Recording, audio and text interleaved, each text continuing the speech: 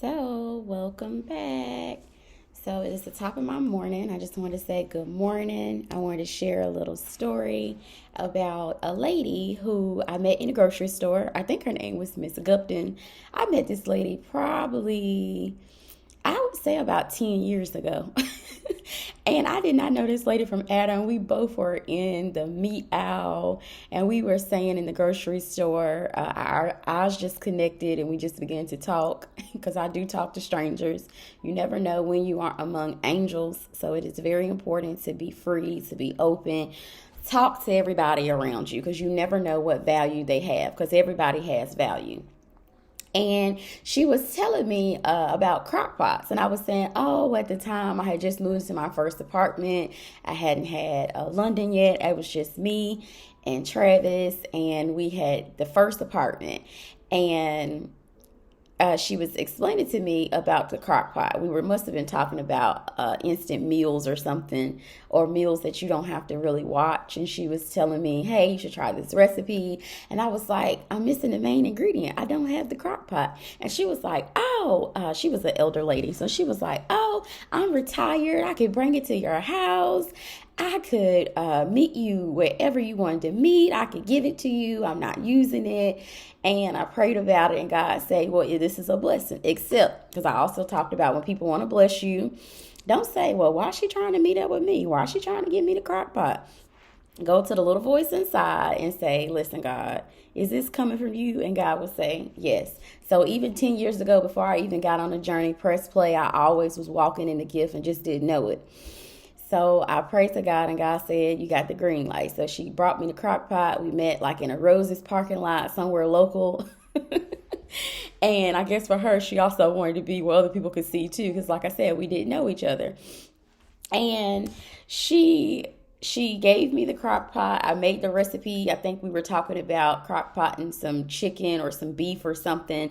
And we exchanged recipes. And I followed up with her and I let her know that the crock pot was useful. I still have it today. It's ancient, but it's the spirit that was behind it. It reminds me God will produce things that you never had for you to be able to produce more ingredients and things like that, more recipes for your family. So one blessing created 1,000 recipes and meals for my family. So I wanted to share that because sometimes you are blessed with things and you don't know exactly where those things come from, how you gonna get them. You never even know that you need them because your mind is somewhere else. But God will put people in your path. I don't believe in coincidences. I think we're all connected. Anybody that's put in your life, God put them there for a reason. Any experience you have, any premonition that you get, like, hey, pay attention to that. Listen to your intuition. I don't believe when people say, oh, that was such a coincidence. I don't believe in coincidences. I'll pay attention to everything.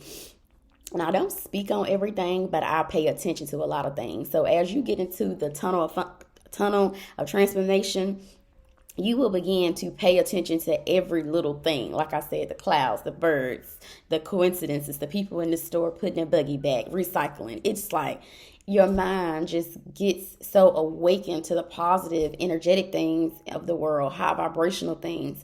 You don't even think about that the negative things you used to consume your mind with thinking about. Your whole mind changes. But anywho, I wanted to bring today's message, which is all about becoming a new you. Just like the lady met me in a grocery store, she didn't know who I was. And I didn't even know I needed a crock pot at the time. But as you rediscover yourself every single day, don't hold on to who you used to be yesterday. Don't hold on to who you used to be in college, your good youthful years.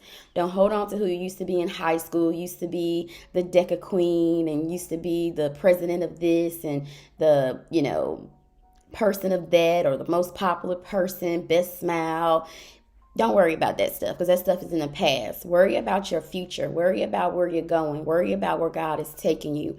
Consume yourself with your gifts that you have tapped into on today. And yeah, some of that stuff from your youth will propel you into where you're supposed to be in the future, but you can't get stuck on that stuff that used to serve you, stuff that you used to indulge in, stuff that you used to participate in, people that you used to run with, clothes that you used to wear, the words that you used to speak that was negativity, gossip, and bringing people down. things like that. So just try to focus on who you're becoming. So just like the lady just met me at the grocery store, you can reintroduce yourself to yourself every day. You can look in the mirror and say, hey, good morning, such and such. Hi, you are beautiful on today. You need to go and get your hair done so you can exude beauty when you look in the mirror. So you could be happy with the person that you see, so that you could, have more confidence and be able to speak up, stuff like that. All those little things are tied together.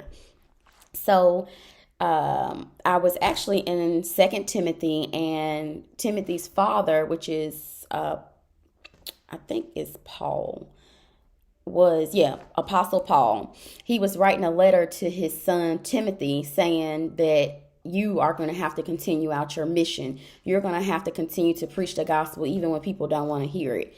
And 2 Timothy 4:2, chapter 4, verse 2, it says, be prepared whether time is favorable or not. And 4 says, they will regret the truth and chase myths. And 5 reads on to say, keep a clear mind in every situation. Don't be afraid. Fully carry out the ministry God has given you. So when I read that was 2 Timothy chapter 4, verses 2-5. It reminded me of how our elders will tell us information. Sometimes when we're young, we don't listen and we have to fall on our butt before we tap into what they're trying to tell us. But here, Apostle Paul is telling his son, listen, as you're staying on this beaten path, people are not going to be you're not going to be their favorite person. They're not going to appreciate the stuff you're telling them. They're going to believe lies over the truth. And I have been stepping in that day by day. I'm understanding that people will believe a lie before they believe a truth. And what they're there for is a good story. This is actually how Apple produces their commercials to get people to buy into their products. That's how their products are so popular, because they tell stories in their commercials when they're selling you their things. And people are the same way. They believe stories, just like I told you the story about the lady in the crock pot. You don't know if it's true or not, but you may be buying into it because it's a story and it is true. So Miss Gupton, if you're watching this video, if you're still alive, she was an elder at the time, a retired school teacher or school board person, kudos to you and thank you for that crock pot, because I've been using it ever since and I still got it in my cabinet to this day. So from one apartment to the next, and I'm going to take it to my house that I already seen in my visions with God. So thank you, kudos to you, and I appreciate you for sowing into me in that grocery store, not even knowing who I was and what impact you was going to have on my life. So anywho, Paul is telling his son, listen, people going to be tripping on you, and I'm just making it real life.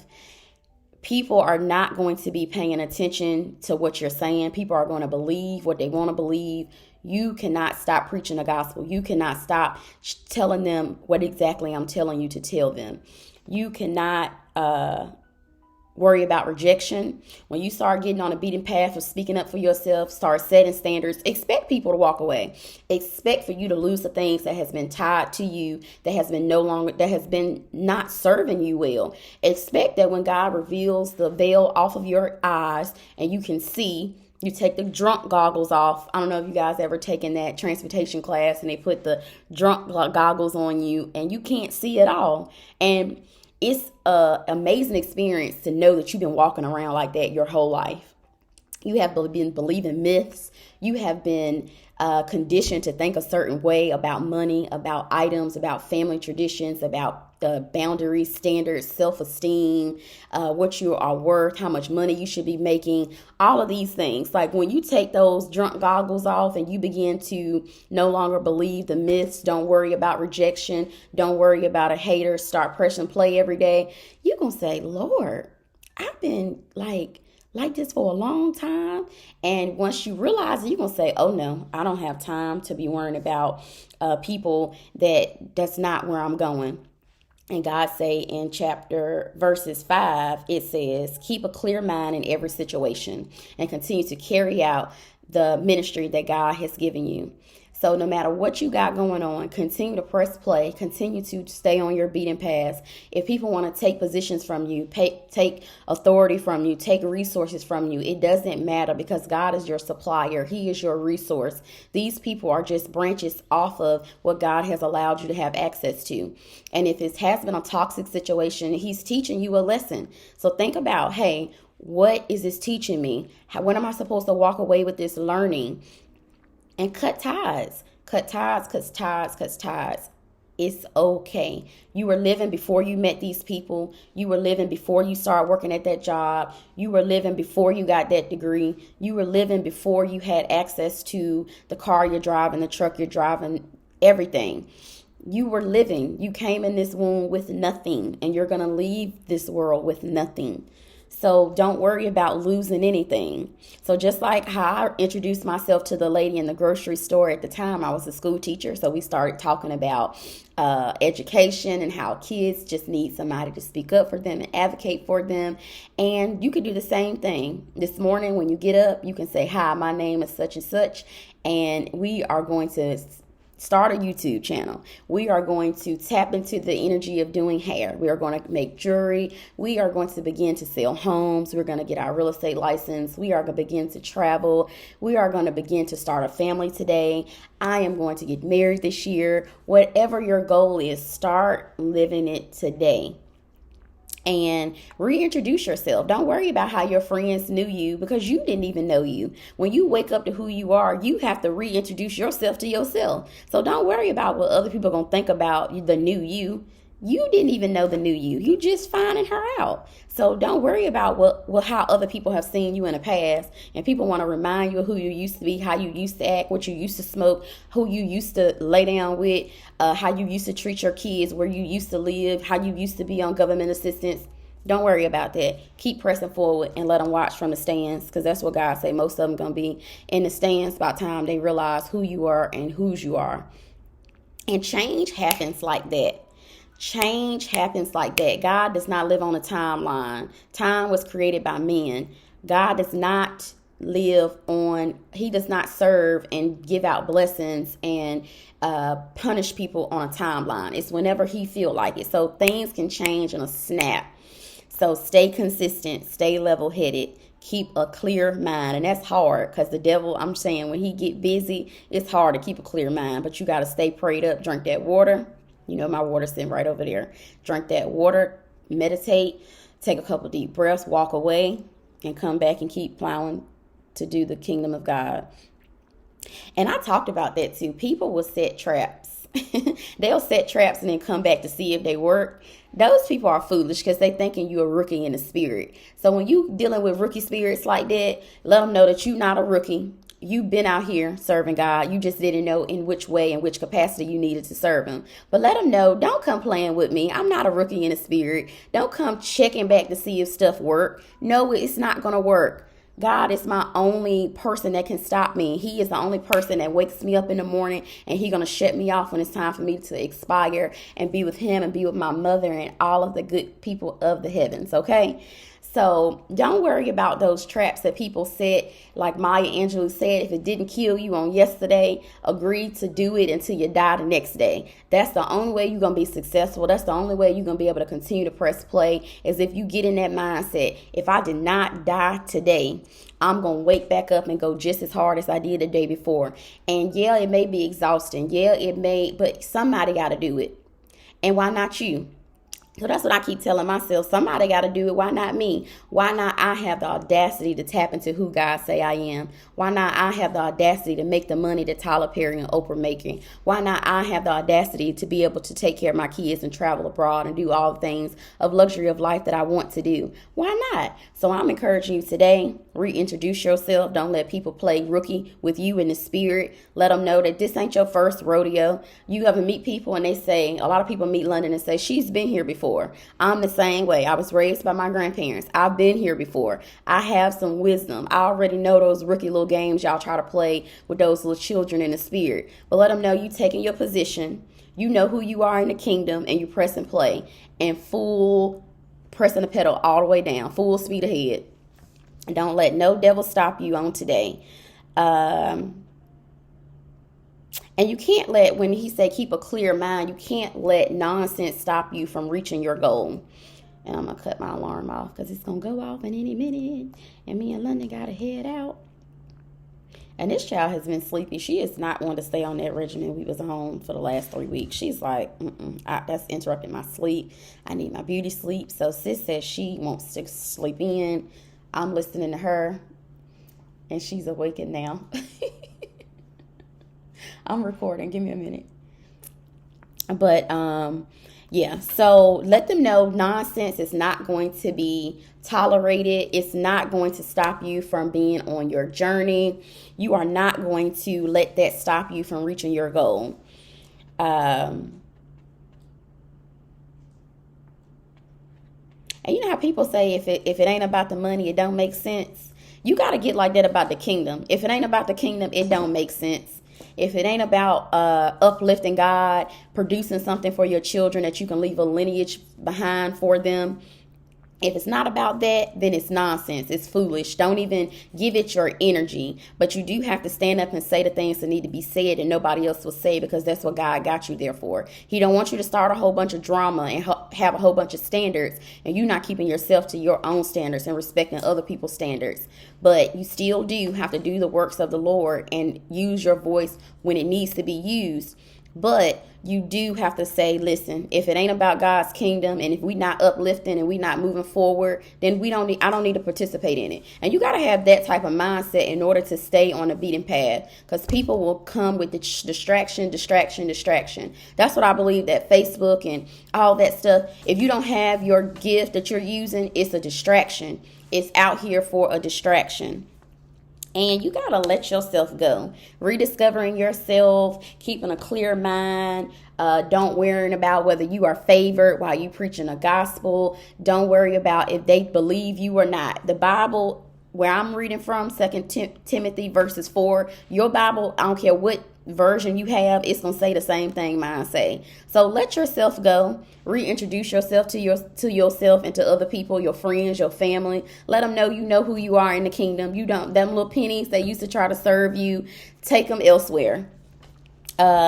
And start a new thing. Start driving a new way, wearing new clothes, having a new attitude, doing everything new. Introduce your kids to doing stuff new. Don't get them to having a regimen where they think they got to do the same thing every single day. Take them to a new store, to a new place. Buy them a new toy. My daughter loves the, what is it called? What's it called, London? Squishmallow? Yeah, the Squishmallows. Give her a different Squishmallow. Let her know. I talked to my stepdaughter last night. Girl, which one you want? Like, introduce these kids to different stuff. Don't have them thinking in this highway robbery mindset that you got to give your gift away for free. You got to accept the penny ninnies that somebody giving you. No. Reinvent yourself. Let your kids develop. Don't say, oh, well, Johnny's kids are over there acting like that and you should act like that. No, don't worry about it. These little toys right here. Squishmallow. So this was her Valentine's Day gift. Here you go, London. So Carmen, I know you're going to be watching. Yours is coming up. Okay, boo? So, yeah, don't let your kids, wait 1 second. Don't let your kids feel like they have to compete with other people's kids. Let your kids grow up. Let them be free. Don't let them be wild. Now, I don't like no wild kids in Walmart running around, because I be about to say something to them, but I'm like, they wasn't raised in a village like I was, where everybody can discipline everybody. But I'm raised in London like that. She show off at somebody else's house, they can put her in timeout, pop them hands, and discipline her. Okay. Oh, and her Squishmallow name is Kiki. Okay. So let that pain go. Let that hurt go. When you let it go, when you don't care about a devil. You can't care about a devil. Let that go. That ex-boyfriend that cheated on you, that person that you had to cut ties with, your mama was abandoning you, your daddy was here, there, everywhere. You know, y'all got an adult relationship. Your kids talk to you crazy. Your man cheated on you. Your people at work acting crazy. The preacher done left the church. You know, all these things could happen. Don't worry about the pain. Let it go. Because I was at this one church and the preacher just kept on having infidelity issues. And I'm like, you supposed to be a man of the cloth. I know you human, but try your best. He just kept getting caught. So that hurt me to my soul, because I said, Lord, if the man of the cloth can't keep it together, how am I going to stop all this sinful stuff I'm doing? I'm supposed to be trying to live up to his expectations. At least, your pastor is your person that leads the congregation. And that hurt me to my soul. That hurt me more than somebody cheating on me or leaving me. When I found that out about the pastor, I was like, Lord, take me away from this church. And I did.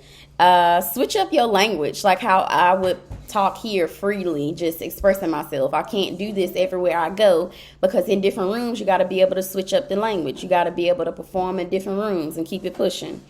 Travel to new places. I got some new stuff on my vision board that I want to travel to, new places, catch a flight. I have not caught a flight yet. Me and London, we're going to catch our first flight together. So get excited about these things that you haven't done before. Get excited about reintroducing yourself to your friends. Get excited about all that stuff. And get some new friends. If your old friends still worrying about, girl, you used to be a thought back in the day. Girl, you used to do this. Girl, you used to do that. You used to talk so crazy. You used to smoke that, go there, sleep with this guy, do that, work this place. You used to work at McDonald's. I remember when. If you got them type of friends, cut them off. Get some new ones. And wear some new clothes. Like, try to rediscover yourself through your fashion, through your hair, through your nail color. It's little things that you can do to self-care and take care of yourself. But I have went on and on and on. Today's reading was from 2 Timothy chapter 4, verses 2 through 5. And I want to encourage you on today, rediscover yourself, just like I told that lady at that grocery store with that crock pot who I was. Rediscover yourself every day. Don't worry about how people used to know you. Think about how you want to be known in the future. When you expire, what do you want your obituary to say? What works of life do you want them to reflect on and say that you did this, that you accomplished that, you wrote that book, you started that coaching business, you cut that person off that no longer serve you. Think about those type of things and drink plenty of water on today. God bless.